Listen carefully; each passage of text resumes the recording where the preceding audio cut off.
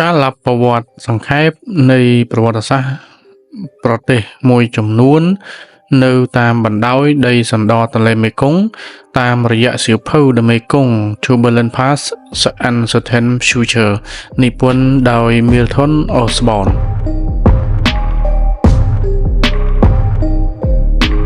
ជំរាបសួរបងប្អូនទាំងអស់គ្នាថ្ងៃនេះយើងវិលមកជួបគ្នាជាថ្មីម្ដងទៀតជាមួយប្រធានបទស្ដីអំពីការលប្រវត្តិសាស្ត្រសង្ខេបប្រទេសកម្ពុជានិងបណ្ដាប្រទេសមួយចំនួនទៀតនៅតាមបណ្ដោយដងទន្លេមេគង្គចាប់តាំងពីសតវត្សទី1ដល់សតវត្សទី20ការលប្រវត្តិនេះត្រូវបានដកស្រង់ចេញពីសៀវភៅ The Mekong Turbulent Past and Certain Future ដែលមានន័យថាទន្លេមេគង្គអតីតកាលច្របូកច្របល់អនាគតមិនច្បាស់លាស់ដែលត្រូវបានសរសេរដោយអ្នកប្រវត្តិសាស្ត្រ Milton Osborne ក្រៅពីនោះក៏មានផ្នែកខ្លះទៀតដែល Milton មិនបានបញ្ជាក់ក្នុងសៀវភៅរបស់គាត់ដែរអញ្ចឹងសូមបងប្អូនតាមដានសម្ដាប់ដូចតទៅនេះសតវត្សទី1គេបានរកឃើញកំពង់ផែអូកែវដែលនៅលើតំបន់ដីសណ្ដទន្លេមេគង្គដែលជាកន្លែងតភ្ជាប់ទៅកាន់ប្រទេសចិននិងតំបន់មហាសមុទ្រមេឌីទែរ៉ាណេសតវត្សទី2ដល់សតវត្សទី6កំណត់ត្រាប្រវត្តិសាស្ត្រចិនបាននិយាយអំពីនគរហ្វូណនដែលជារដ្ឋបង្កើតឡើងនៅលើដីសណ្ដទន្លេមេគង្គអ្នកប្រវត្តិវិទូជាច្រើនអះអាងថាហ្វូណនមិនគ្រាន់តែជារដ្ឋប៉ុន្តែគឺជានគរមួយដែលមានរបៀបរបបត្រឹមត្រូវពាក់កណ្ដាលសតវត្សទី3ចិនបានកសាងស្ពានឆ្លងកាត់ទន្លេមេគង្គនៅខេត្តយូណានភាគខាងត្បូងនៅសតវត្សទី6ដល់សតវត្សទី9កំណត់ត្រាចិនលែងនិយាយអំពីនគរហ្វូណនទៀតហើយដោយជំនួសដោយនគរចេនឡា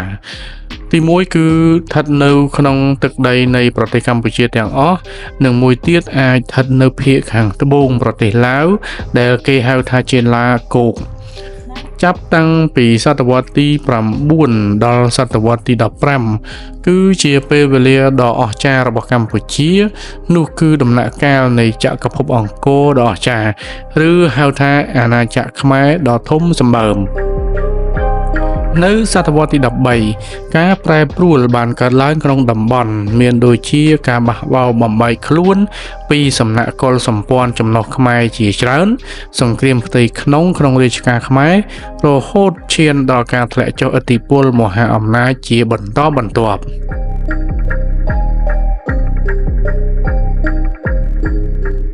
នៅចុងសតវត្សទី13ម៉ាកូប៉ូឡូបានធ្វើដំណើរឆ្លងកាត់តំបន់ទន្លេមេគង្គដោយចាប់ផ្ដើមពីភាគខាងលិចខេត្តយូណានប្រទេសចិនរហូតដល់ច្រកសមុទ្របាំងកាល់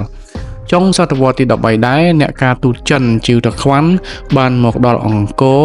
ចក្រភពខ្មែរហើយបានសរសេររៀបរាប់ពីទិដ្ឋភាពជីវភាពរបស់ប្រទេសនេះយ៉ាងល្អិតល្អន់ផ្នែកដ៏សំខាន់នៃកំណត់ត្រារបស់លោកជីវតាខ្វាន់បើផ្អែកតាមលោក Milton Osborne គឺការរៀបរាប់អំពីប្រពៃណីទំនៀមទម្លាប់របស់អ្នកស្រុកអង្គរសតវត្សទី14រដ្ឋសក្ខោតីបានកើតឡើងសតវត្សទី15ក្នុងឆ្នាំ1431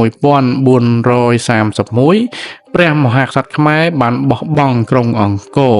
ដូច្នេះចក្រភពខ្មែរត្រូវបានបញ្ចប់ជាស្ថាពរសតវត្សទី16ក្នុងឆ្នាំ1511ព័រទុយហ្គាល់បានគ្រប់គ្រងជ្រោយម៉ាឡាកាចាប់ពីពេលនោះមកគេក៏ចាប់ផ្ដើមមានកំណត់ត្រាអំពីទន្លេមេគង្គក្នុងប្រវត្តិសាស្ត្រព័រទុយហ្គាល់ដែរឆ្នាំ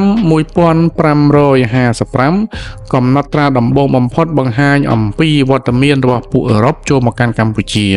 ដូចជាអាចារ្យកាតូលិកព័រទុយហ្គាល់ Da Cruz គាត់បានចាក់ចេញទៅវិញនៅឆ្នាំ1557ឆ្នាំ1563ការបោះពុម្ពផែនទីលើកដំបូងបង្ហាញពីទន្លេមេគង្គដោយឆ្លងកាត់ប្រទេសកម្ពុជាចុងសតវត្សទី16បន្ទាប់ពីបាត់មុខអស់មួយរយៈជនជាតិព័រទុយហ្គាល់និងអេស្ប៉ាញបានត្រឡប់មកកម្ពុជាជាថ្មីឆ្នាំ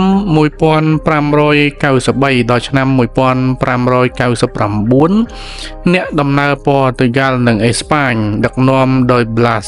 Ruiz និង Diego Veloso បានដើរតួនាទីយ៉ាងសំខាន់ក្នុងកិច្ចការនយោបាយរបស់រាជាណាចក្រកម្ពុជា ឆ្នាំ1603ការបោះពុម្ពលើកដំបូងបំផុតនៅអឺរ៉ុប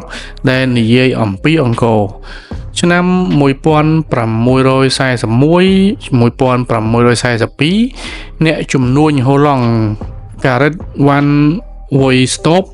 បានធ្វើដំណើរតាមទន្លេមេគង្គទៅកាន់រាជាណាចក្រវៀងច័ន្ទនៅសតវត្សទី18ឆ្នាំ1778សៀមបានឈ្លានពានវៀងច័ន្ទនិងបានដណ្ដើមយកព្រះពុទ្ធព្រះកែវមរកត Emerald Buddha ឆ្នាំ1783អស់ជាច្រើនទសវត្សរ៍គេពុំឃើញមានកំណត់ត្រាជនជាតិអឺរ៉ុបធ្វើដំណើរទៅកាន់អង្គរទៀតនោះទេលើកលែងតែព្រះសង្ឃកាតូលិកបារាំងឡង់កេណយបានធ្វើដំណើរទៅកាន់ប្រាសាទនោះឆ្នាំ1828សៀមបានឈ្លានពានវៀងច័ន្ទម្ដងទៀតឆ្នាំ1850អាចារ្យកាតូលិកបារាំងប៉ូលេវ៉ូបានធ្វើដំណើរទៅកាន់ទឹកដីអង្គរ